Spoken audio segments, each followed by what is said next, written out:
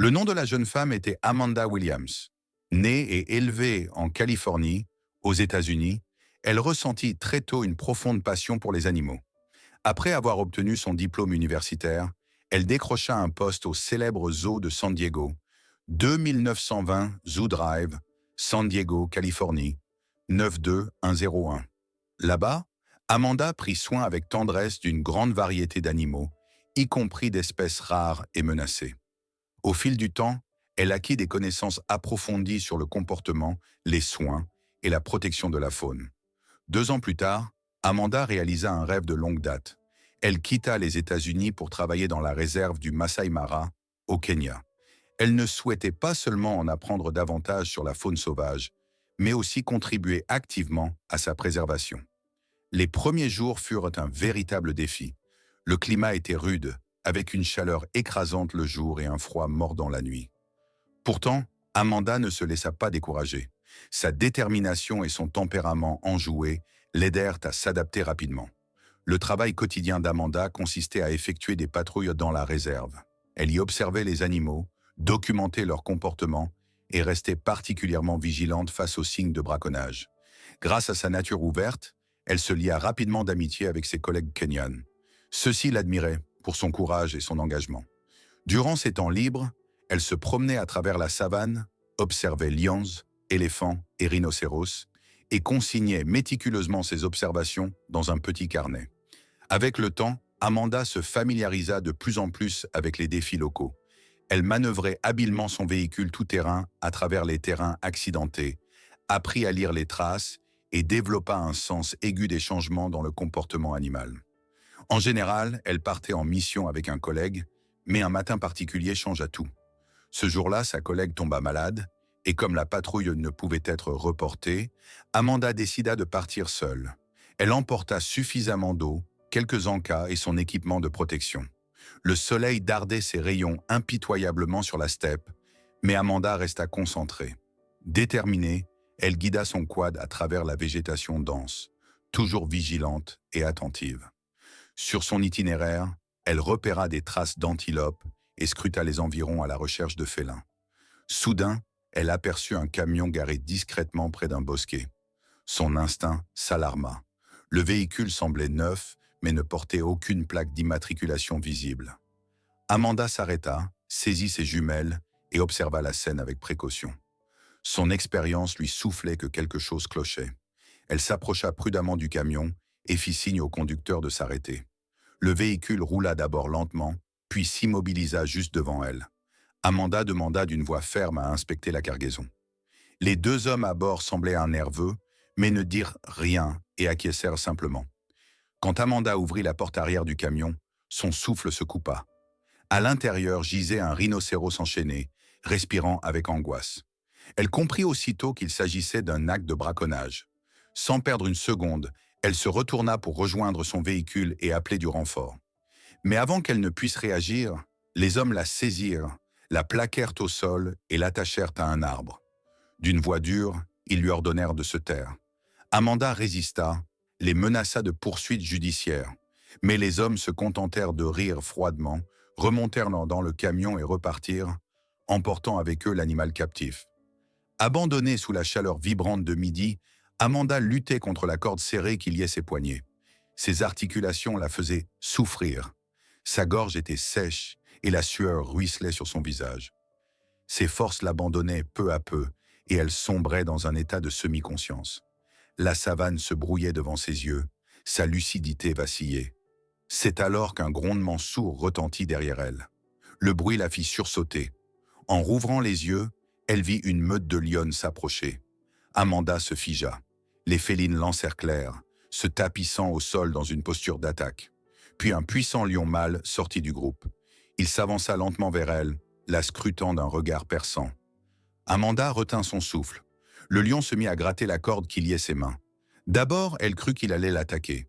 Mais elle remarqua alors une large cicatrice à son cou, une cicatrice familière. Brusquement, un souvenir l'éclaira. Environ 1 an plus tôt, elle avait sauvé un lion blessé et l'avait soigné pendant plusieurs mois. Le lion devant elle était le même. Il continua de travailler la corde avec ses griffes et ses crocs. Finalement, elle céda. Amanda était libre. Submergée par l'émotion, elle serra l'animal dans ses bras et lui murmura des mots de gratitude. Le lion émit un grognement sourd, presque comme une réponse. Elle le savait. Cette rencontre n'était pas un hasard. Amanda se releva, encore tremblante d'adrénaline et de soulagement. La chaleur ondulait au-dessus de la savane, mais rien ne pouvait la retenir. Elle courut à grands pas vers son véhicule tout-terrain, garé à quelque distance, dissimulé dans les buissons. Ses mains tremblaient encore lorsqu'elle saisit la radio et contacta le poste central. Ici, Amanda Williams, patrouille zone nord. Je signale un incident, braconnage près de la forêt d'acacia, coordonnées à suivre. Un rhinocéros a été enlevé, les auteurs ont fui à bord d'un camion non immatriculé. Une voix répondit immédiatement à travers le haut-parleur. Bien reçu, Amanda. Reste sur place. Une équipe et la police sont en route. Mais Amanda savait que chaque minute comptait. Tandis qu'elle transmettait les informations, 2 hommes, type de véhicule, direction de fuite, elle commença à faire demi-tour avec son véhicule. Elle ne voulait pas simplement attendre.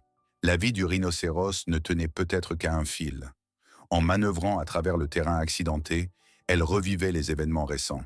Le moment où elle avait vu l'animal dans le camion, la peur, l'impuissance. Puis le sauvetage inattendu par le lion. Elle avait encore du mal à croire à ce qui s'était passé. Quelques minutes plus tard, elle atteignit une petite colline et s'arrêta pour scruter les environs avec ses jumelles. Rien. Pas de poussière, aucune trace du camion. Puis, tout au loin, quelque chose bougea. Un nuage de poussière, à peine visible. Amanda zooma. C'était bien le véhicule. Elle transmit aussitôt l'observation au centre. En même temps, elle fut mise en contact avec un collègue, Daniel, qui approchait à bord d'un deuxième 4x4. Amanda et Daniel se connaissaient assez bien. Il était fiable, rapide et doté d'un bon instinct. « J'arrive dans 10 minutes, dit-il. On va leur mettre la main dessus. » Elle hocha la tête comme s'il pouvait la voir à travers la radio. Puis elle suivit prudemment la trace du camion. Le nuage de poussière s'amenuisait, signe qu'il ralentissait ou que le terrain devenait plus difficile. Peu après, Daniel la rejoignit. Ensemble, ils décidèrent de coordonner la poursuite. Amanda continuerait à observer à distance, pendant que Daniel tenterait de couper la route au camion en empruntant un raccourci par les collines. La tension montait. Amanda sentait son cœur battre la chamade alors qu'elle progressait à travers les buissons épineux, essayant de ne pas perdre le véhicule de vue. Le chemin était chaotique, le soleil brûlant, mais elle n'abandonna pas. 20 minutes plus tard, elle vit le camion pénétrer dans un petit bois. Amanda le signala immédiatement. Peu après, la voix de Daniel retentit dans son oreillette. « Je les ai! Je suis juste derrière eux! La police arrive dans 5 minutes! » Tout alla alors très vite. Les sirènes retentirent au loin. Le camion s'arrêta brusquement. 2 hommes en bondirent et tentèrent de fuir. Daniel poursuivit l'un d'eux à pied, pendant que les policiers sortirent de leur véhicule. Amanda s'approche prudemment du camion. Sa main tremblait en ouvrant la porte. Le rhinocéros était toujours là, paniqué mais vivant. Il haletait bruyamment, les yeux écarquillés. Amanda lui parla doucement, en attendant l'arrivée des vétérinaires. Entre-temps, la police avait arrêté les 2 suspects. Les hommes furent menottés, des cris éclatèrent. Amanda suivait la scène d'un regard vigilant. Elle ne ressentait aucun triomphe, seulement du soulagement et une immense gratitude. Les vétérinaires examinèrent l'animal et confirmèrent qu'il ne souffrait d'aucune blessure grave. Il était en état de choc, mais se remettrait. Accompagnés de Daniel et de l'équipe médicale, ils reconduisirent le rhinocéros dans la zone protégée de la réserve. Le retour fut long. Amanda, silencieuse, était assise à côté du vétérinaire, qui murmurait des paroles apaisantes à l'animal. Celui-ci semblait peu à peu se calmer. Lorsqu'ils atteignirent enfin les grandes plaines ouvertes, là où les animaux vivaient libres, Amanda sentit les larmes lui monter aux yeux. Le soleil déclinait lentement, baignant le paysage d'une lumière chaude. Le retour du rhinocéros fut un succès. Il fut relâché et trotta lentement vers un point d'eau lointain. Amanda l'observa jusqu'à ce qu'il disparaisse entre les arbres. Elle se tourna alors vers Daniel. « Merci d'avoir été là. » Il sourit. « C'est toi qui as fait le plus dur. » Amanda lui répondit d'un sourire discret. Son cœur était empli de pensées. À propos du rhinocéros, du lion, et de cette nature sauvage, à la fois si fragile et si puissante. Après le retour du rhinocéros, Amanda et Daniel revinrent avec les vétérinaires au quartier général de la réserve. Le soleil couchant projetait de longues ombres sur la savane et le ciel se teintait de nuances éclatantes d'orange et de violet. Amanda sentait la fatigue dans chaque fibre de son corps, mais son esprit, lui, était en alerte. Les événements de la journée résonnaient encore en elle. À leur arrivée, ses collègues l'accueillirent chaleureusement. Beaucoup avaient déjà entendu parler du sauvetage spectaculaire. Amanda raconta les faits d'une voix calme. Les hommes suspects, le rhinocéros ligoté, sa propre capture, et enfin, la miraculeuse intervention du lion. Certains la regardèrent, incrédules. D'autres hochèrent la tête avec respect. Un vieux ranger, Mwangi, vétéran de la réserve depuis des décennies, s'approcha d'elle. « On dit que les animaux n'oublient jamais quand on leur vient en aide, » dit-il d'une voix grave. « Aujourd'hui, tu en as eu la preuve. » Amanda esquissa un sourire. Elle savait que cette rencontre avec le lion n'était pas ordinaire, bien plus qu'un simple hasard. C'était un moment qui marquerait sa vie à jamais. Une fois son rapport rédigé et les formalités remplies, elle salua Daniel et les autres, puis rentra chez elle, dans sa petite maison en lisière de la réserve. La nuit était tombée. Les grillons chantaient, un chacal hurlait au loin. Arrivée dans sa cabane, elle posa son équipement, se lava le visage, puis s'installa dans son vieux fauteuil. Une musique douce jouait en fond, un morceau de jazz qu'elle écoutait souvent pour se détendre. Elle ferma les yeux et respira profondément. L'image du lion à la cicatrice au cou lui revint aussitôt. Il s'avançait vers elle, calme, avant de trancher la corde. Amanda ressentit un mélange d'émerveillement, de gratitude et d'humilité. La nature sauvage était dangereuse, mais d'une intensité bouleversante. Chaque jour était à la fois une épreuve et un cadeau.